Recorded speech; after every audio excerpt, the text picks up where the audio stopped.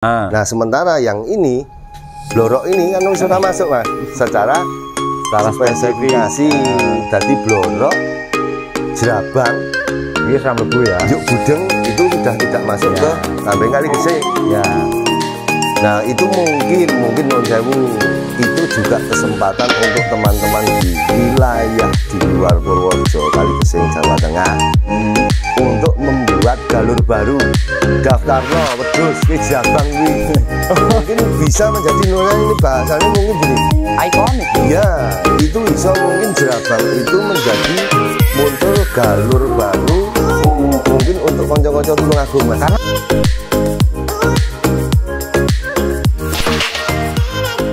hadir lagi menungsone ra ngerti iki digembok apa ora mbok nanti menungsone rene ya. Jadi posisi ini kita tunggu sajalah di sini di ruang gazebonya, di ruang tropi-tropinya, tapi ini terkunci rapet.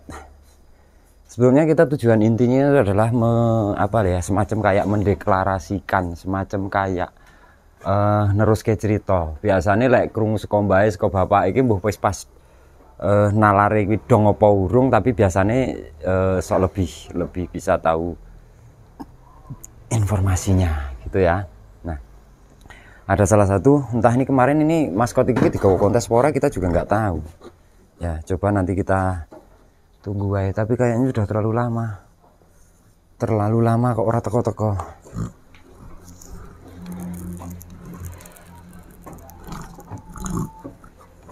Jadi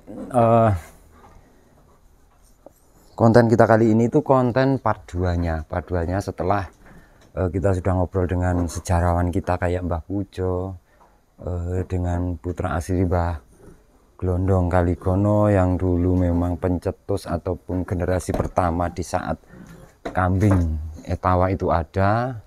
Lantas nanti kita habis ini kan akan tahu persisnya apakah kambing itu yang zaman dulu itu ada kemiripan, ada pergeseran secara kualitas di era sekarang itu apakah ada atau enggak ya. Nanti jadi kita akan ngobrol banyak tanya, tapi menurut pengalaman saya sendiri ya kurang lebih, karena dari hasil breedingan itu kurang lebih karakter secara parameter itu tidak jauh-jauh seperti ini, hanya sudah keselarasan ataupun sudah pengembangan dari genetik itu sehingga menjadi lebih sempurna, dan yang saat ini bisa dikonteskan di bawah lomba ke teman-teman gitu ya, di bawah lomba teman-teman yang saat ini sudah dinilai itu adalah hasil dari yang seleksi terbaik gitu.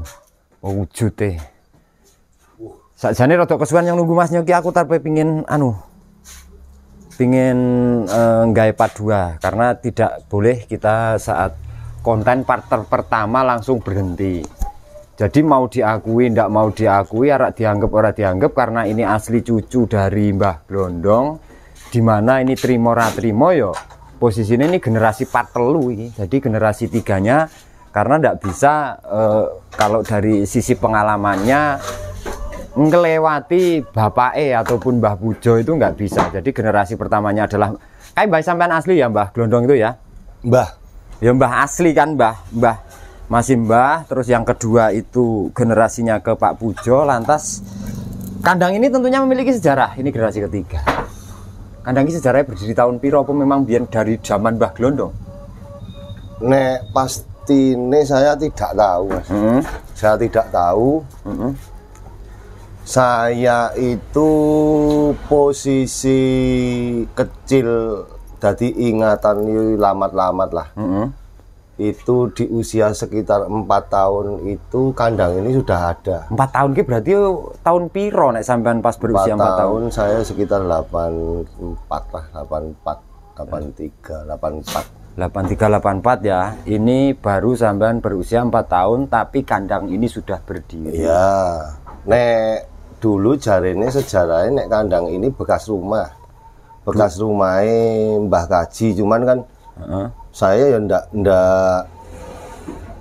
belum pernah melihat Mbah Kaji ki kaya ngopo bentuknya, ibaratnya nganu lah, dia tidak mempunyai sanak saudara yang tinggal di sini, akhirnya kan yuk dialih fungsikan menjadi kandang. Oh, jadi kandang ini berdiri berarti sejak eksistensinya pada waktu Mbah Glondong masih Sugeng. Dan ini sampai hari ini kan ini nih masih anu Mas. Ori.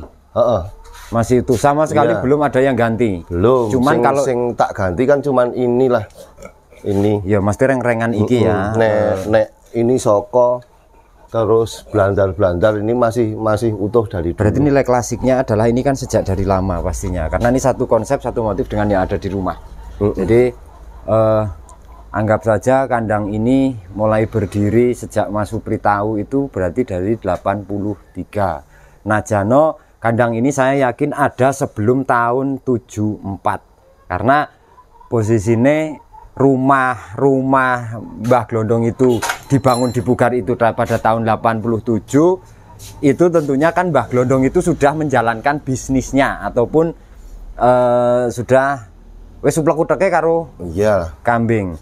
Dan saya pernah dengar, ini nanti juga klarifikasi keduanya, yang melisensikan dulu kan wong kira iso ngarani wedhus ki wedhus apa, ngerti ini kan benggolo ya. Benggolo ataupun Jamnapari ataupun, tapi kan ada sempat kambing etawa lagi. Sebelum nanti kita berbicara ke belakangnya, sekarang tadi ini wedhus apa jenenge, itu kan hanya masalah nama saja. Tapi tentunya dari sisi ras keturunan aslinya kan dulu memang bermula dari etawa. Kui kok krungu-krungu informasinya kui Mbah Glondong karo dinas loh kesepakatannya dulu melisensikan nama. Nek tepatnya saya ndak paham Mas, ndak paham. Cuman gini, nek pada saat saya kecil itu saya mencok melu-melu itu bahasanya mbiyen itu nek setiap seminggu satu kali. Mbah saya itu ngirim kambing ke Semarang itu pasti dalam jumlah sekitar 60 sampai 100 ekor itu setiap hari Minggu. Ke orang sing dibilang orang Cina itu. Orang Tionghoa itu. Nek saya dulu yang ngundangnya Mbah Tek kan gitu. Mbah Tek. Itu di Serondol itu dulu. Jadi di sana ada kandang penampungan yang sangat besar. Nek pada saat itu ya itu koyone kambing-kambing itu koyone disebar. Tapi penyebarannya kemana saja saya tidak tahu. Ming ngerti nih saya koyone itu corone proyek banpres. Oh semacam kayak bantuan presiden dulu untuk pengembangan untuk disebar luaskan ke wilayah-wilayah kemana saja ya urung-urung nyandak pikirnya lah pada saat itu. Nah terus pada saat itu uang kayak ngerti ini ngomong ke wedhus etawa Mas. Nah iya itu yang berkembang sampai saat ini tidak iso. Etawa itu sepemahaman saya dulu. Etawa itu wedhus sing corone kupingnya ngelempit Mas. Nah ini justru sekalian kita berbicaranya kan ini kambing etawa ya. Artinya lek Mas Supri pada saat itu umur dari 4 tahun sampai saat ini kan minimal setahun ngerti wedhus. Coba sebagai bahan edukasi juga untuk teman-teman, kurang luwes sih gambarannya kayak apa wedhus zaman dulu itu. Nah sing bisa kita lihat di sini. Saya dulu nek umpamane dari jumlah 100 ekor kambing itu. Ya. Itu kambing itu adanya seperti ini Mas. Ndi kaya ndi? Ini. Oh. Nah, ini blorok-blorok kayak gini. Yuk. Merah. Kepala coklat. Nah, paling dari 100 ekor itu kambing sing kepala hitam. Itu paling sekitar ndak ada 20 ekor. Sing kayak macam ini. Ya, dan itu pada saat itu posturnya kecil-kecil.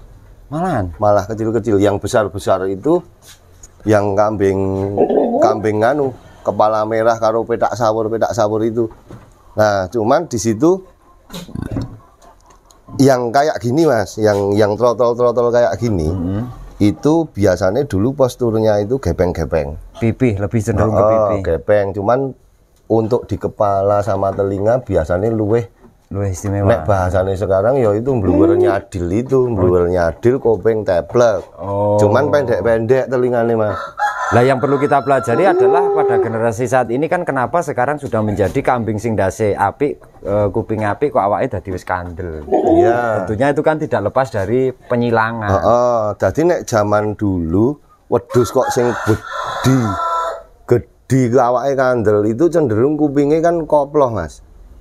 Apakah itu sing dibilang benggolo kuwi mau?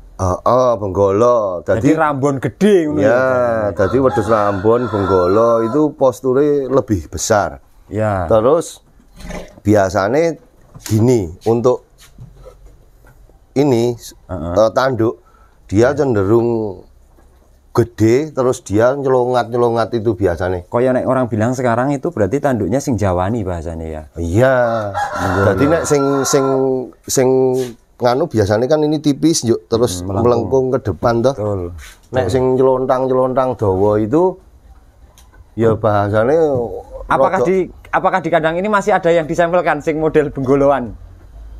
Generasi kira-kira Benggolo sing paling enggak secara parameter bagaimana ketika nanti bisa menjadikan kambing gede. Nah, gitu. Istilahnya sing nek cara saiki trennya orang bilang mesti Rambonan koyoan bahasanya. Tapi kan Mas, nek sekarang itu kan posisinya wis campur ya. Campur antara ya nek bahasanya mungkin Bengali Jamnapari itu wis tercampur. Dadine perpaduan antara keduanya itu sudah lebih muncul yang seperti ini. Nah, ini dengan tanduk pipih dia tidak orang gesuk. Tanpa rekayasa loh, ibaratnya tanpa rekayasa, tanpa diservis maksudnya. Terus ini telinga ini lepet.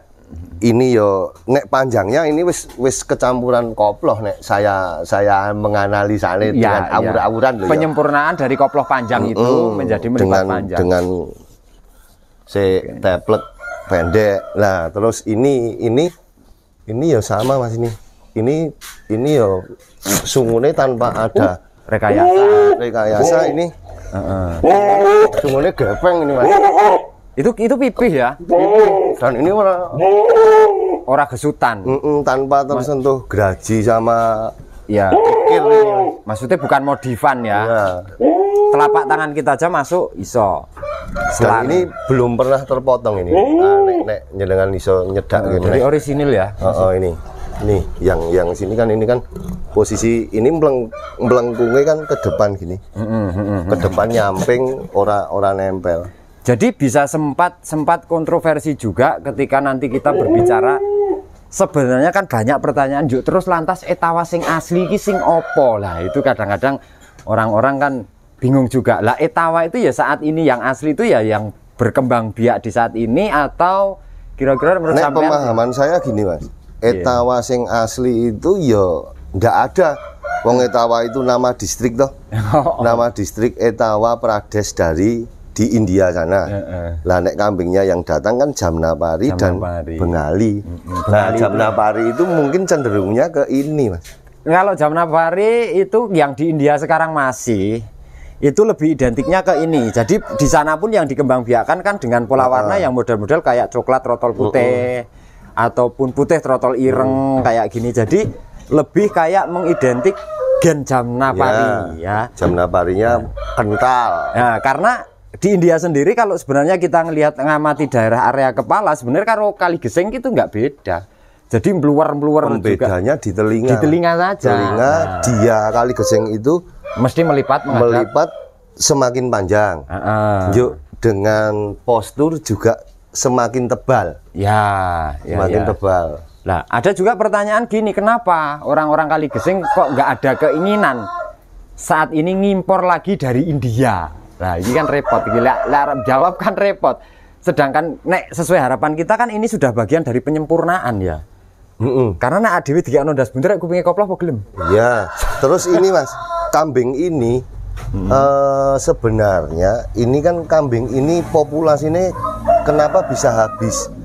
Ini dulu kan diekspor ke Malaysia itu besar-besaran. Ya, 400 ekor lebih waktu itu. Nah, terus di tahun 2004 nek enggak salah itu 2004 betul. 2004 kan dihentikan oleh pemerintah itu. Itu di zamannya Mbah Sumar, Pak Tono CS itu.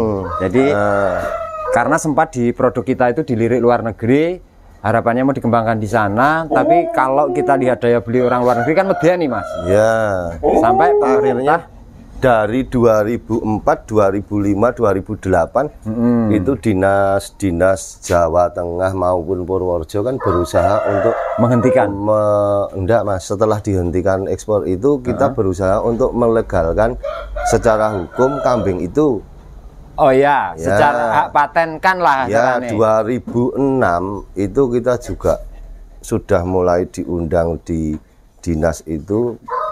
Mungkin dulu belum ada bahasa muni FGD, Mas. Nah, itu untuk mematenkan nama ke Dirjen itu dulu pertama kita mengajukan muni kambing etawa. Awalnya? Enggak bisa, Mas. Enggak bisa. Karena etawa itu bahasannya masih mungkin pemahamannya dulu ya rodok bingung rancu itu. Akhirnya masih kayak ini bukan produk Indonesia. Akhirnya kita mengajukan lagi PE. Peranakan etawa. Nah, itu juga mental lagi, Mas. Karena PE itu bukan galur.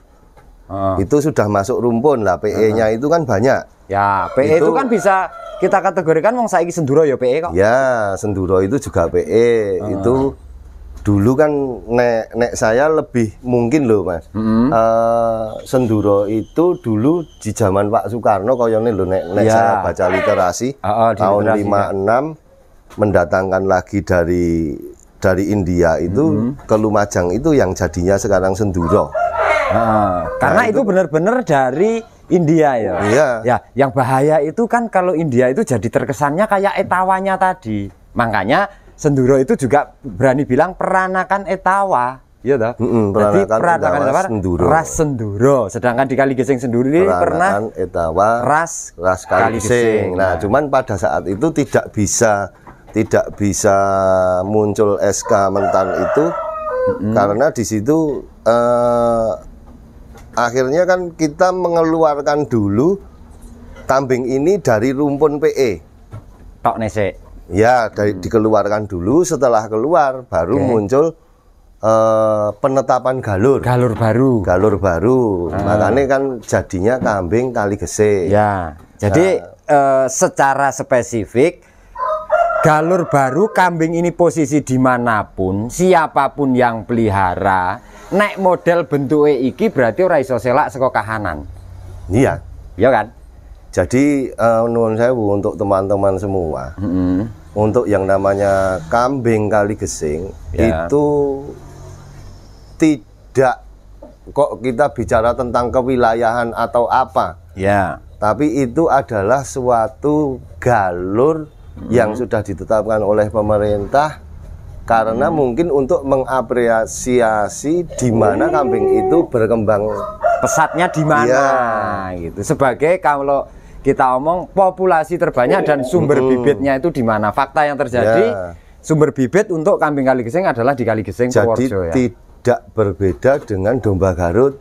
Betul, itu ya. Titik Temanggung. Nah, itu sapi Bali. Domba Garut itu kan ketika orang dengar ini domba dari ras rumpune galure domba Garut kan selesai titik. Selesai. Walaupun itu arak Sekondi Surabaya ya tetap domba Garut. Nah, ya artinya berarti penyerasian ataupun keselarasan dari pemerintah waktu itu menetapkan galur menjadi kambing Kaligesing itu atas dasar berarti Mas Subri, orang mek waton-watonan. Dan di situ melihatnya kan dari berbagai aspek, mulai dari kelayakan sumber bibit, populasi, terus secara historis, secara historis, termasuk kalau kita mengulas secara historis kan mbah sama mbah jenengan, bapak sama mbah jenengan. Iya, cuman itu kan pernyataan sepihak sing ra iso dipertanggungjawabkan, Mas. Tapi artinya literasinya kan tidak tercatat.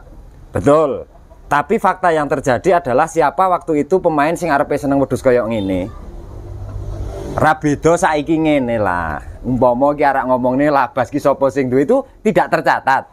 Tapi nyatanya diakui dan ini fakta terjadi di sebelum ada generasi labas, Sawunggale, arak opo setan belang sudah ada di sini. Bahkan sudah kita buktikan dengan saat kontes. Itu saat saya kecil saya ngerti itu kambing sing corone ya rada moncer di era itu. Yo sentot barang itu Mas, sentot. Yuk ada lagi yang namanya badut. Itu kambing-kambing itu dulu kan posisinya yo pada saat itu urung-urung iso diomongke. Mungkin karena belum ada apa ya sosial media seperti saat ini, artinya kan pemahaman tentang kambing-kambing itu masih terbatas kalangan-kalangan tertentu. Nah, yang terjadi sekarang adalah dengan adanya kontes-kontes, galur rumpun resminya itu adalah kambing Kali Gesing, kan sekarang sudah ada parameter. Tentunya parameter yang dimana itu akan mengulas lebih detail. Di saat kita memenangkan ataupun menjuarakan seekor kambing itu berdasarkan atas parameter dan rentan skor. Artinya itu di era generasi sekarang. Mungkin kita nggak tahu juga di era zaman dulu apakah sing dinilai kayak gede neto atau pola warna, kita juga nggak tahu. Tentunya sekarang maksimal lah ini. Jadi kan Mas, itu juga berproses terus-terusan, itu dari waktu ke waktu kan dulu berubah gitu. Ya. Artinya gini, mungkin di era di bawah 2015 bisa kita katakan kambing merah itu wedus apa ya, wedus Bligon. Bukan wedus Bligon. Banyak teman-teman dulu yang kurang memahami, akhirnya dianggap iki udah tawa. Ya, nah di kontesan itu mulai dulu tidak masuk. Dulu berarti kepala merah rodok dikesampingkan. Alah, dianggap daging Mas, kambing daging. Rambunan ngono ya. Terus dulu kan jadi kepala coklat itu dulu dianggap kambing itu nek meni etawa ya kudu ireng. Ndas ireng awak putih kayak gini, kesepakatannya itu dulu. Jadi sebenarnya kenapa orang itu sudah tersugesti dengan kalau etawa itu harus kepala hitam? Itu memang dulu ada statement pejabat yang mungkin rodok digugu wong memang. Ya. Jadi di area Panarejo itu ada seorang gubernur, entah itu dari Jatim atau Jateng. Itu saya masih ingat Mas, itu Mas. Saya masih ingat, saya gini, ceritanya gini. Dulu dari Ponorogo Mas, dari Ponorogo itu namanya nek salah Pak Suhanto Posopo itu, saya rodok cilik itu dulu. Nah pada saat Pak Suhanto itu dulu ada tembusan jalan dari Jogja sampai Purworejo itu yang lewat Godian naik. Ya, alternatifnya. Ya, itu dulu kan beliaunya itu naik lewat sana Mas. Nah ketemu orang di wilayah Jongrangan itu dulu. Tapi ya nek orangnya siapa saya tidak paham. Mbah itu cuman Hasim Mbah Sopo waktu ya itu. Cuman cerita. Dulu beliau itu kan berhenti di sana tanya mau cari masalah ini kambing-kambing etawa, itu bahasanya masih kambing etawa. Ya. Terus di sana mungkin karena kepentingan dagang juga teman. Nah, mereka itu memeliharanya kebetulan kan kambing yang kepala hitam. Badan putih. Nah, muncul pernyataan etawa sing asli itu sing kepala hitam badan putih. Nah, itu jadi racun Mas. Nah, dan bahkan itu berkembang belum lama sampai terakhir tahun ini loh. Jadi racun, dan itu dulu beliau bukan gubernur, nek sepemahaman saya dulu DPR beliau Mas. Pokoknya pejabat lah. Pejabat. Lah omongannya kan medeni. Nah, rada digugu masyarakat. Dan akhirnya kambing itu terbawa ke sana dan memberikan wacana ke orang-orang, nek itu kudu etawa iki sing ngene iki, ngono lean. Ya, mungkin seperti itu. Jadi lebih kayak sistem bukan mendoktrin ya. Jadi ngasih pemahaman yang seolah-olah dia pelihara itu juga memang anggapannya juga wis mungkin paling pas. Padahal fakta yang terjadi di Kali Gesing itu kan masih banyak juga yang secara mungkin spesifikasi sing apik ora kudu ndas ireng. Iya Mas. Makanya saya nuwun sewu bahasanya kan gini. Setelah penetapan galur itu kan juga melewati beberapa kali diskusi yang panjang. Artinya di situ juga perlu disepakati spesifikasi kambing Kali Gesing itu seperti apa. Nah, makanya kan semakin dikerucutkan. Akhirnya di situ kan bicaranya kambing Kali Gesing untuk di pola warna itu kan kepala hitam, coklat, badan putih. Nah, sementara yang ini blorok ini kan sudah masuk Mas. Secara spesifikasi tadi blorok, jerabang, ini seram lebu ya. Juk budeng itu sudah tidak masuk ke kambing Kali Gesing. Nah, itu mungkin nuwun sewu, itu juga kesempatan untuk teman-teman di wilayah di luar Purworejo, Kali Gesing, Jawa Tengah untuk membuat galur baru. Daftarno wedhus ki jerabang kuwi. Mungkin bisa menjadi ini bahasanya mungkin gini. Ikonik loh. Ya, itu iso mungkin jerabang itu menjadi muncul galur baru mungkin untuk konco-konco Tulungagung Mas. Karena ternyata peminatnya juga nggak sedikit loh. Iya. Dan karena dia sudah tidak masuk ke Kali Gesing, itu bisa dibuat galur baru. Caranya ditokke ya, PE Jerabang asli Tulungagung. Mungkin itu kesempatan konco-konco Tulungagung, Mas. Dan itu tidak ada yang istilah apa namanya tidak memperbolehkan ya. Artinya kuwi ada peluang, ada momen ada di galurne ya kono. Untuk konco-konco saat ini buatlah sejarah untuk anak cucumu. Buatlah sejarah untuk anak cucumu. Oke. Jadi itu rumpun galur baru. Lek gelem ngurus. Iya. Tapi ada pertanyaan prosesnya sampai mana Mas Supri? Jadi ini informasi kan ya, informasi tentunya ini kan menjadi PR teman-teman Kaligesing semua. Tidak cuman mengerucut 1-2 orang. Kalau BSN-nya itu kan sudah mengeluarkan spek SNI-nya yang PE. Ya. Ya kan? Itu SNI PE loh Mas. Nah, SNI terus rumpun. Lantas galur yang Kaligesing sudah belum? Kita sudah mengajukan itu baru sampai ke tingkat provinsi. Nah, provinsi tinggal besok kan anu Mas, kita mengajukan dengan rataan kita sampel itu dulu ada sekitar 40 kabupaten. Rataan ukuran untuk peng SI-ane itu. Ya, SNI. Nah, itu baru sampai ke karena yang bisa mengajukan itu kan anu Mas, provinsi. Betul. Jadi dari provinsi sudah muncul itu standar daerah. Ya. Nah, dari standar daerah dinaikkan lagi untuk keluar SNI itu dan di situ butuh sampel dari beberapa wilayah yang berbeda-beda, sebarannya di mana saja, ukurannya tentu harus pakem. Lah itu makanya kan SNI Kambing Kaligesing itu secara keseluruhan, secara kualitatif dia di atas SNI PE. Betul. Ya. Karena kalau kita ngelihat gini, spek SNI-nya Kambing PE itu kan masih bisa ada banyak nilai toleransinya terkait dengan harga ya. Ya. Artinya kalau yang dipakai pemerintah untuk sekedar kayak kebutuhan proyek dan lain-lain, karena yang namanya anggaran pemerintah juga nggak bisa dong kayak istilahnya kayak aku duit 1 juta tak tukokne siji. Beda karo penghobi toh. Nah, jadi mungkin nanti ada beda spesifikasinya itu adalah pada itu ya. Jadi kalau di SNI PE di situ kan hanya menyebutkan telinga panjang terkulai. Ya. Tidak ada menghadap ke depan. Menghadap ke depan melipat itu tidak ada. Terus panjangnya itu hanya di kisaran di usia 3 tahun lebih. Itu panjang telinga itu di kisaran plus min 32 Mas. Artinya berarti 32 itu ya wis iso diomongke wis dawa, tapi pemahamannya di situ wedhus itu ora kudu nglempit Mas. Sing koploh kok dawa ya wis masuk. Peranakan etawa ya.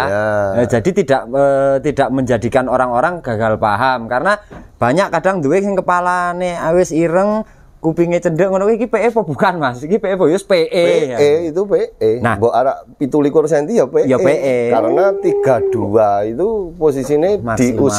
di usia 3 tahun itu berarti nek 32 plus min 4 itu berarti di 28 Mas. 28, ya, 28. Itu ya wis cepet banget toh. Iya. Karena kambing-kambing ini kan rata-rata telingane untuk pejantan itu mesti di atas 37 rata-rata, 37 sampai 44. Ada anu Mas Supri, ketika jenengan dan tim tentunya mesti ke provinsi waktu itu untuk mengajukan, mesti diseterai dengan didampingi dinas mungkin ya, Kabupaten Purworejo.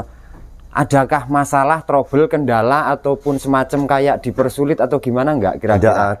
Enggak ada ya. Hanya memang berprosesnya itu yang memang butuh panjang, waktu. Panjang butuh waktu. Tapi mungkin kan ya suatu saat kita tunggu itu mungkin ya terrealisasikan dengan spek SNI-nya Kambing Kaligesing. Ya.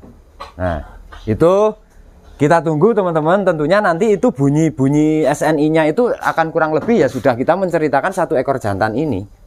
Nah, jadi kayak gini paling ora ya Mas Yo, untuk saat ini kan kadang-kadang menjadikan orang-orang itu masih gagal paham antara etawa karo PE rung iso bedakne iki padha apa beda kok ya. Jadi yang perlu kita pahami adalah secara detail memang spesifikasi nih gitu. Lah lantas kira-kira iki informasinya kemungkinan jadi ki tahun piro Mas?